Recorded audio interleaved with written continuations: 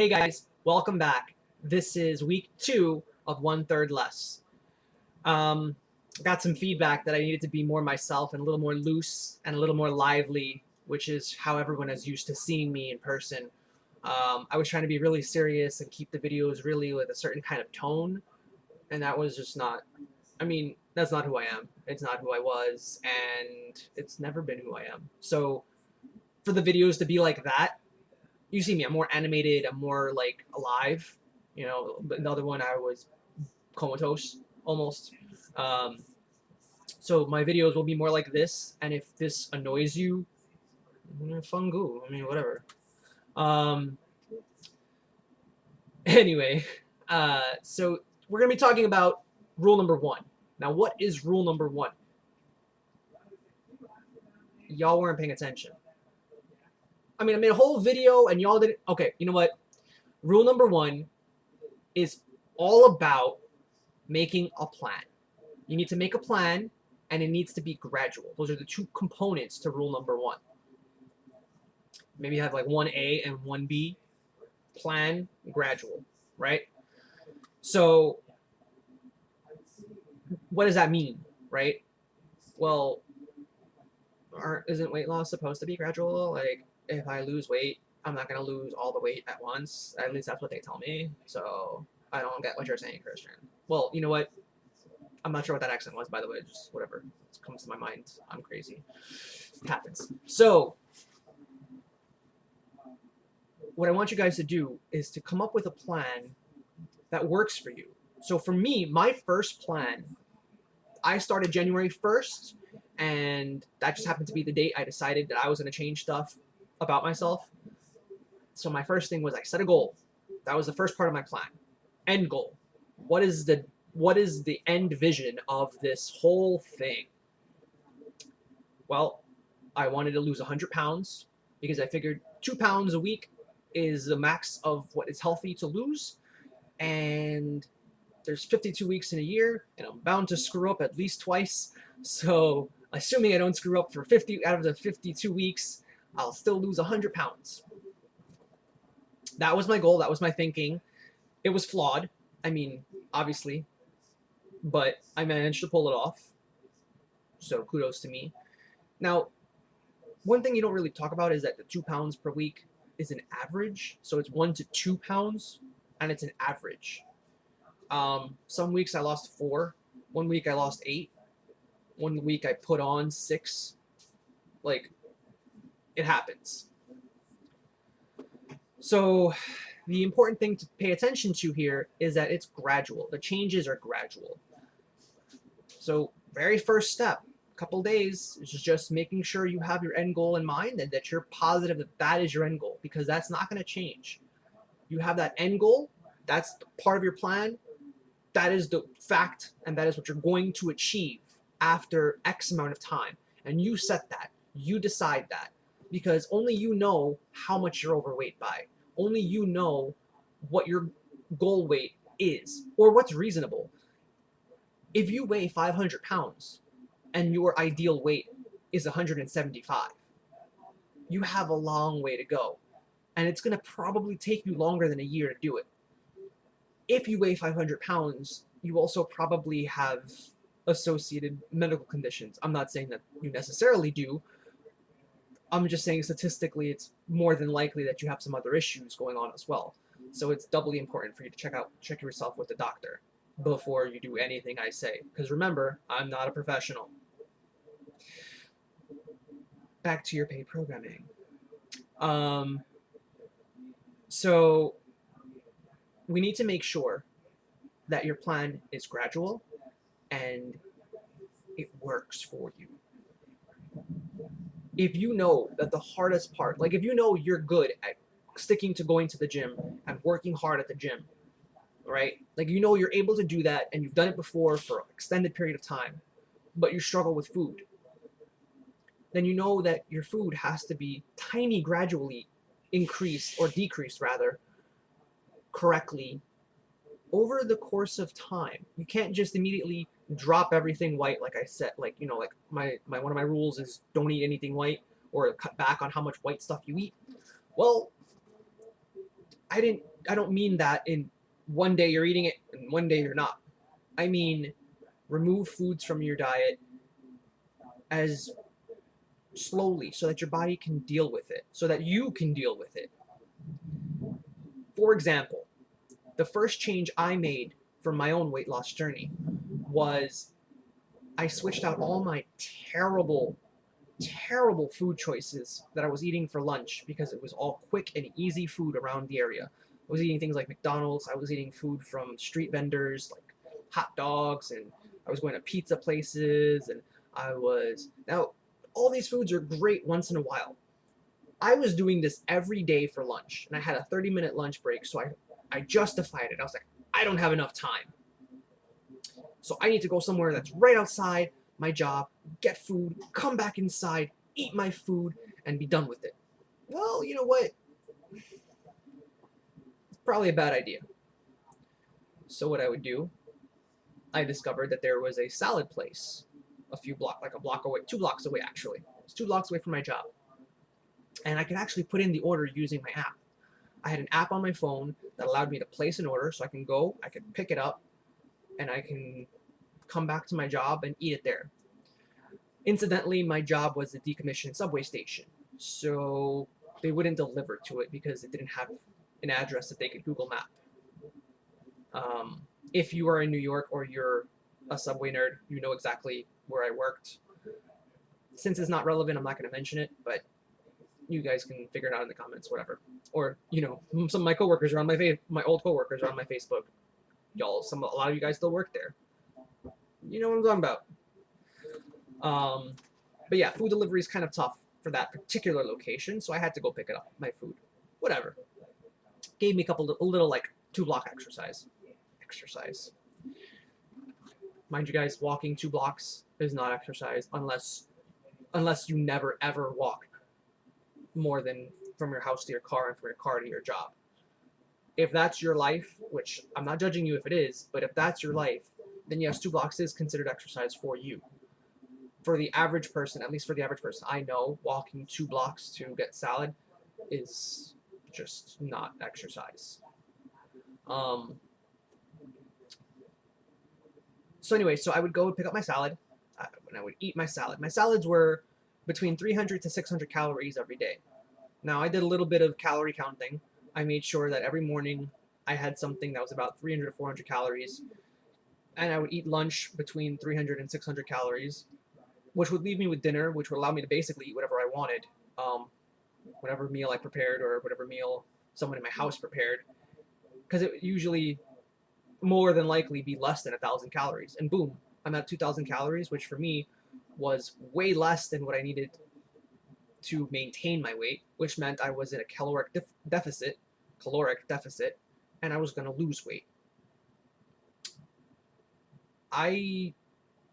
The only change I made for the first 2 weeks was switching to salads. I stuck with that. I decided, all right, well, now the salads is what I'm going to stick with. Now, the salads used to come with bread.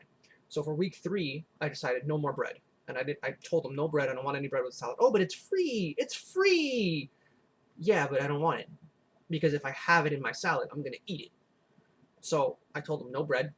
And that was week 3. I made sure I had no bread in my salads. But I also made another change week 3 because no bread is kind of a small request, right? Week 3, I decided I was going to cut out sugar. Now, that was a lot easier than I thought it would be for myself. I wasn't really drinking sodas too much. I was drinking juices, so I just stopped drinking those juices, or I found alternatives that were non-sugary. They were like artificially sweetened juices. Not saying that that's an ideal health substitute. I'm just saying that is what I did. And I just stopped putting sugar in my coffee in the mornings. I still had my coffee. I still had milk in it. I just didn't have sugar in it. Week number 4 came around and I realized that, well, week number 3 was pretty easy. Week numbers 1 and 2 were pretty difficult switching to salads. I was a little bit hungry because I thought I needed more food, but by week 3 I was like, all right, it's no problem. Week 3, no sugar. Week number 4 came around and I was like, all right, well, I cut out bread from the salads. Well, maybe I can just cut out carbs from my dinner as well, because I wasn't really snacking. Um, I I worked on a job where I worked on my feet all the time, so I didn't really have time to have snacks sitting around me, and so it was easy to not snack. I just didn't have food around me to snack on. It was just not an option. So what did I do for cutting out my carbs or reducing the amount of carbs I ate? Well, if it was white at dinner and I was served a portion of it, or if I made some, I wouldn't. First of all, if I was making my own food, which was about half the time, I wouldn't. I wouldn't make any carbs. But if someone else prepared dinner, which was common because I live with other people, and were we exchanged who had that responsibility, um, I would eat half of what I would have normally eaten. So if I had, half the plate was rice, I had a quarter of the plate was rice. Everything else stayed the same. That means I was eating less, especially, and I was cutting out the thing that easily becomes stored energy in your body. And that was week number 4. Well, I was feeling good about that. So I did that for week number 4, halfway into week number 5. And then I was like, all right, well, I had this little spark of inspiration. I was like, all right, well, I'm doing some good stuff. I'm feeling good about everything. So let me join a gym. So that first week of February, I went and I joined the gym. It happened to be a block away from my job, which I didn't even know was there until I went looking for it. Boom, there was the gym right there. Didn't even know it. I joined Synergy, and that's the name of the gym. And they're pretty awesome. Now, I had this app called Zombies 5K Training. Zombies Run 5K Training. It's like an audiobook, but you're the main character. I guess it's in the second person because they're saying you know. And it's really entertaining. And the first app is the 5K app, and it trains you to run from not being able to run at all, like literally I couldn't run for more than 10 seconds, to being able to run for 30 minutes straight or for 5 kilometers straight. And that took a while. I was doing that. I was running at first twice a week, and then halfway through the year I think I switched it up to I think by April I was able to move up to 3 times a week. And then I think sometime maybe in the summer, I believe, I switched to 4. And that was my switch. That was my change that was just running on the treadmill at the gym. But I was in the gym, I was committed to it, and I was doing it. And that was weeks 3 and 4. Oh, sorry, weeks 4, the end half of 4. Sorry, I'm messing this up. Weeks 5 and 6. It is 5 and 6 because it was like the first half of February, and then which is 5 and then 6. I think actually, yeah. And then I started weight training. Now, mind you, I stopped talking about the diet, right? Why? Because my diet was good at that point. It was enough that I was eating less calories than I normally was eating, so I was able to lose weight just from my diet changes.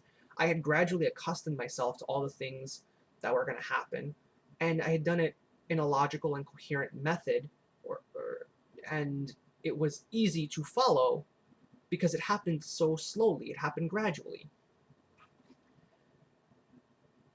It's the better way of doing things. It seems like it's harder. It seems like it's easier to just rip the Band-Aid off and just stop eating everything. But the problem is, it's also really easy to go back. An interesting tidbit to kind of round off this video. It's often said that it takes 21 days for something to become habit, right? For something to become turning from habit into an automatic response, right? Well, that actually comes from, I believe, a plastic surgeon, if I'm not mistaken, back in the 60s, who kind of just said it and everyone went with it, and there was no science behind it. Well, in 2009, who was it? UCL, the University College of London, they did some research into how long it takes people to form habits. And although there have been criticisms of their methods, their paper was published in the European Journal of Social Psychology, and on July 16th, 2009. And the article is titled, "How Are Habits Formed? Modeling Habit Formation in the Real World." They figured out that on average, because everyone had different rates at which they created habits. One guy did it in like 16 days. Another one took 240 something days in order to create a habit. And they were different habits too, so that might have been a role. However, the general study said for a general habit to be formed, you need, on average, about 66 days, which is about 3 months. So if you gradually introduce things, things are gradually becoming habit, and they're easy to implement while you're still forcefully trying to do them. They're not automatic yet. You're not immediately going and just naturally accustomed to not having sugar or carbs and working out every day. It's not going to work, and you're going to get burnt out.